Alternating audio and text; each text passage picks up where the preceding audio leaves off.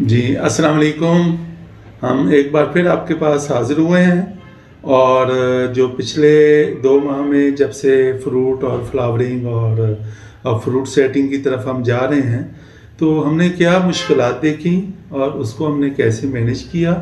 तो ये हमारी फ्यूचर के लिए जो है ना बहुत ज़बरदस्त किस्म की एक वीडियो है जो अब हम रिकॉर्ड कर रहे हैं कि जो चीज़ें हम बता रहे थे हमारे साइंसदान mango research institute, mango research station Multan, MNS university of agriculture Multan और हार्टिकल्चर इंस्टीट्यूट मीरपुर ख़ास सिंध।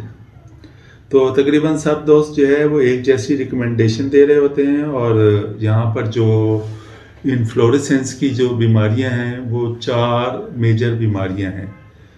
उसमें सबसे पहले जो है वो शगुफ़ों का झुलसाव है जिसे एपिकल नेक्रोसिस कहते हैं।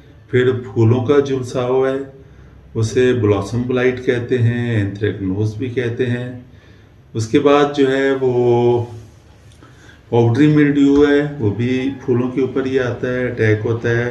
और फिर है माल फॉर्मेशन जिसे हम बटूर कहते हैं या आम का कोड़ कहते हैं।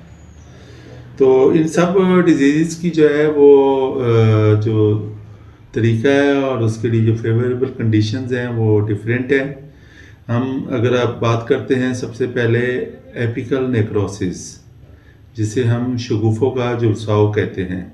तो ये डिज़ीज़ जो है जैसे कि तारिक मलिक साहब हैं मैंगो रिसर्च इंस्टीट्यूट के प्लांट पैथोलॉजिस्ट हैं और वो हमें गाइड भी कर रहे होते हैं, बता भी रहे होते हैं और हमें और ग्रोअर्स को ख़ास तौर पर बहुत अच्छे तरीके से गाइड करते हैं। और उनकी अब मार्केट में बुक्स भी मौजूद हैं, तो जो दोस्त गाइडलाइन लेना चाहें तो उनकी बुक्स जो है वो बड़ी एलेबोरेटिव है और उसमें हर किस्म की तफसील मौजूद है। तो एपिकल नेक्रोसिस जो है वो उसके लिए जो कंडीशन है वो अगर आपके टेम्परेचर बहुत ज़्यादा लो हो जाता है, जैसे फ्रॉस्ट की कंडीशन आ जाती है या ज़ीरो पे टेम्परेचर चला जाता है, नमी होती है, तो फिर ये डिसीज़ जो है ये अटैक कर रही होती है और ये उन पौधों के ऊपर ज़्यादा अटैक करती है जो ज़्यादा कमज़ोर होते हैं।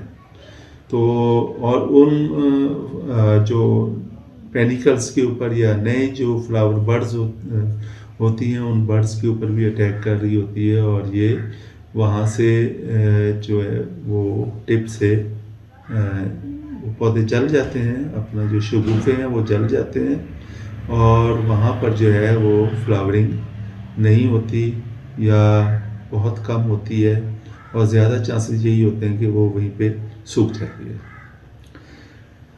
इसका कंट्रोल जैसा हमने कहा है कि एक हमने जो फंजीसाइड है वो हमने 2 से 3 फंजीसाइड इस फ्लावरिंग के दौरान जो है हर सूरत में करना है और ये सारे के सारे जो फंजीसाइड हैं ये प्रिवेंटिव है।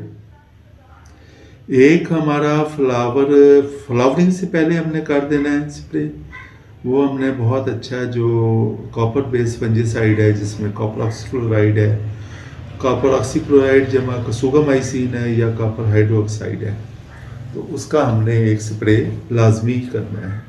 वो हमारा दिसंबर में भी हो जाए, जनवरी में हो जाए, दी बेस्ट है। तो वो हमारे जो है ये एपिकल नेक्रोसिस है उसको। और जो हमारा दूसरी डिजीज़ है वो है ब्लॉसम ब्लाइट यानी फूलों का झुलसाव। तो उसके लिए दोनों को कॉपर ऑक्सीक्लोराइड जो है वो बेहतरीन या कॉपर बेस्ड फंजीसाइड जो है वो उसका बेहतरीन तरीके से कंट्रोल करती है। अच्छा, इसके बाद हमने जब 25% फ्लावरिंग होगी एक स्प्रे उस वक्त कर लें और जब हमारा फ्लावर ओपनिंग हो रही होगी और पॉलिनेशन स्टार्ट होगी तो हम तीसरा स्प्रे करेंगे। इसमें जो पहला स्प्रे है वो हमारा कॉन्टैक्ट होगा और दूसरा जो है तीसरा वो सिस्टेमिक होगा या ब्रॉड बेस्ड फंजीसाइड जो है वो हम उनको स्प्रे करेंगे। जैसे मैंने बताया कि जो दूसरी बीमारी है फ्लावर्स की वो है ब्लॉसम ब्लाइट एंथ्रेक्नोज और इसमें भी जो बीमारी का अटैक हो रहा होता है वो हमारे थोड़ी सी ह्यूमिड कंडीशन होती है और टेम्परेचर भी जो है उसमें उसको फेवर कर रहा होता है, तो उस वक्त जो है ये आपका अटैक कर रहा होता है। लेकिन ये अटैक जो है ना सिर्फ फ्लावर्स पे होता है, बल्कि ये पत्तों पे भी हो रहा होता है, और इसके साथ साथ जो है ये हमारे फ्रूट पे भी शिफ्ट हो जाता है। तो अगर हम स्प्रे नहीं करेंगे तो हमारी क्रॉप डैमेज ना भी हो, कम हो, लेकिन उसमें जो इन्फेक्टेड जो पोर्शन है या इन्फेक्शन का पोर्शन जो है वो आपके फ्रूट तक जाएगा। तो इसलिए भी ये स्प्रे जो है वो बहुत ज़रूरी है। तीसरा जो हमारा इस वक्त और सबसे ख़तरनाक जो बीमारी है वो है सफूफी फफूंदी या पाउडरी मिल्ड्यू ऑफ मैंगो। तो इसमें जो क्रॉप है हमारी वो 20 से लेके 80% और सम टाइम जो है वो टोटल डैमेज भी हो जाता है।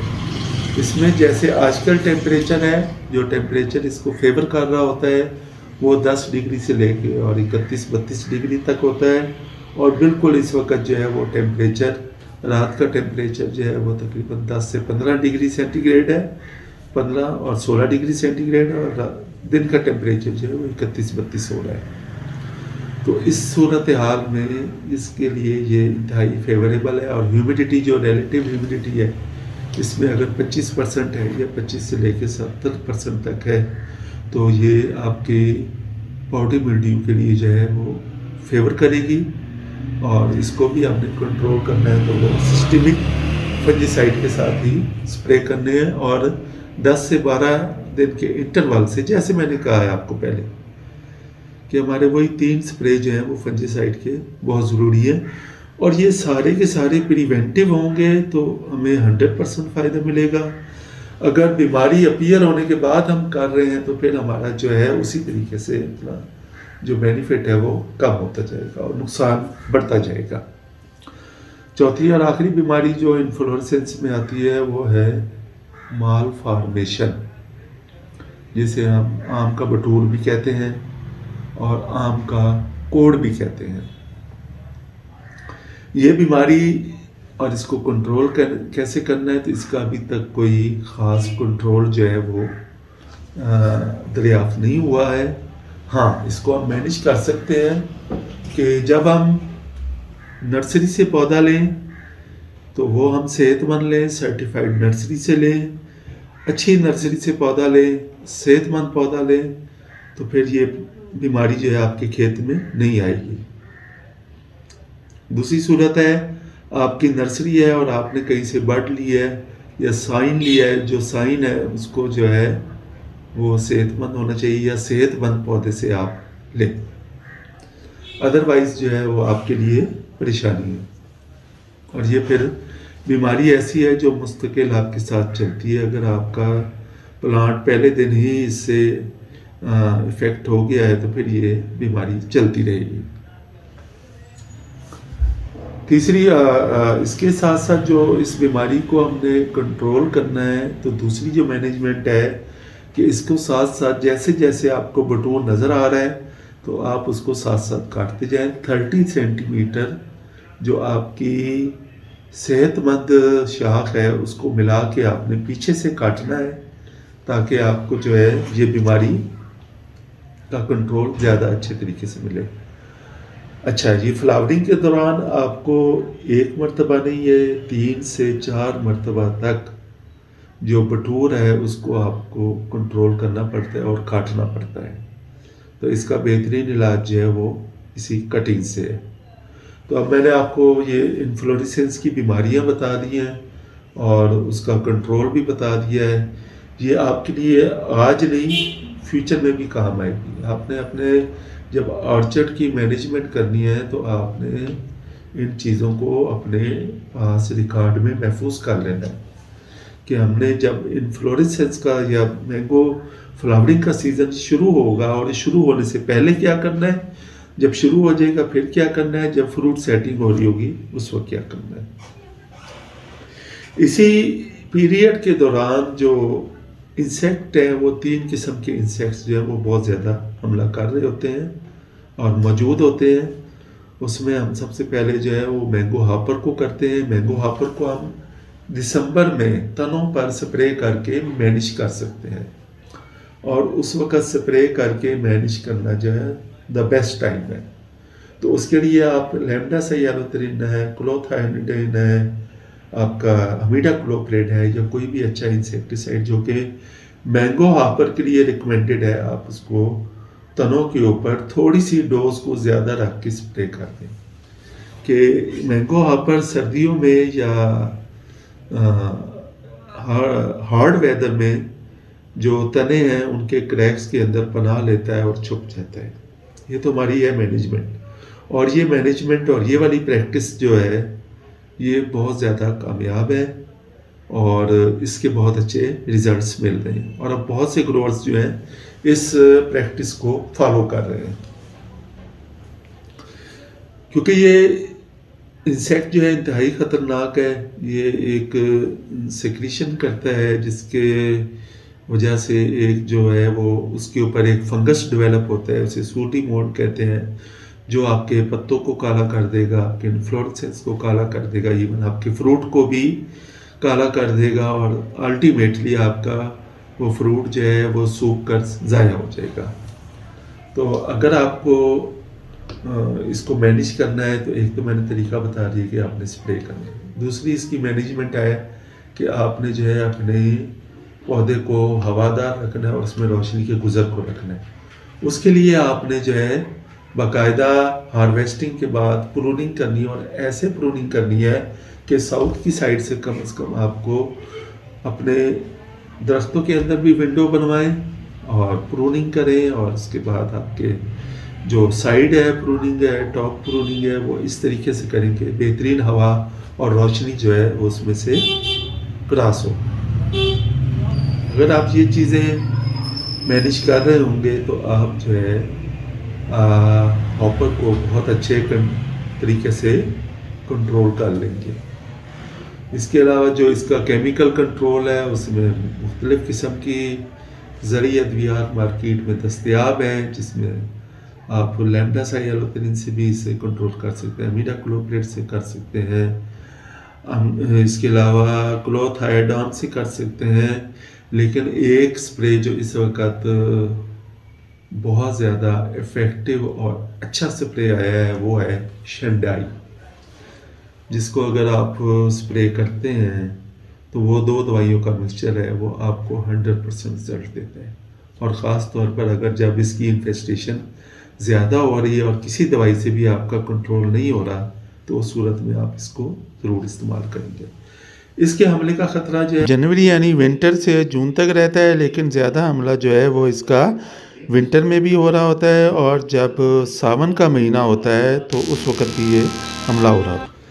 आखिरी जो इंसेक्ट है, या और भी बहुत से इंसेक्ट हैं, लेकिन जो 3 मेजर इंसेक्ट इस दौरान ये में यानी आपका दिसंबर, जनवरी, फरवरी, इवन मार्च, तो जो ज़्यादा अटैक कर रहे होते हैं, और जो सबसे ख़तरनाक इंसेक्ट है वो है मैंगो इन्फ्लोरेसेंस मिच। तो ये एक सुंडी है जो आपके फ्लावर के जो पेनिकल है उसके अंदर सुराख करके और दाखिल हो जाती है, और फिर जो वहाँ से डैमेज करना शुरू कर देती है, और इससे जो आपका फ्लावर पेनिकल है वो मुरझा जाता है और सम टाइम टूट के गिर भी जाता है। तो इसका भी केमिकल कंट्रोल बहुत अच्छा है कि आप इसको बाइफेंथ्रीन का स्प्रे कर दें, ट्राइएज़ोफास का स्प्रे कर दें, लैम्डा साइलोथ्रिन का स्प्रे कर दें, तो ये आपका जो है ये कंट्रोल हो जाता है। ये तो हो गया इसका केमिकल कंट्रोल। मैनेजमेंट ये है कि अगर आपके बाग में हल नहीं चला हुआ तो आप उसको हल चलाएं, सफाई करें, और प्लास्टिक शीट जो है वो तने के नीचे बिछाएं, सफ़ेद प्लास्टिक शीट। तो उससे भी ये आपको ना सिर्फ कंट्रोल होगा बल्कि आपको ये रिपोर्ट भी मिल रही होगी कि कितना मिर्च का अटैक है आपके ऑर्चर्ड में। और तीसरा जो मैनेजमेंट में आता है वो आता है आप अपने बाग को पानी लगा दें। तो पानी लगाने से भी आप जो है वो मिर्च को कंट्रोल कर सकते हैं। तो ये मैंने आपको 4 बीमारियां जो फूलों की बीमारियां हैं वो, और 3 इंसेक्ट पेस्ट जो कि इस 3 महीने के दौरान में आपके मैंगो की क्रॉप को ख़राब कर सकते हैं। तो आपने बहुत ज़्यादा विजिलेंट रहना है, इसको कंट्रोल करना है। हमारी छोटी वीडियो बनाने का मकसद भी ये होता है कि आपको ज़्यादा से ज़्यादा अच्छी इन्फॉर्मेशन दी जाए और आप उस छोटी वीडियो को देखकर अपनी जो भी मैनेजमेंट है उसको कर लें। अगले स्टेप पर हम आपको मुख्तलिफ बीमारियां और जो इंसेक्ट पेस्ट और उसकी मैनेजमेंट है उसके मुतालिक बताएंगे। तो हमें इजाज़त दें। थैंक यू वेरी मच, शुक्रिया।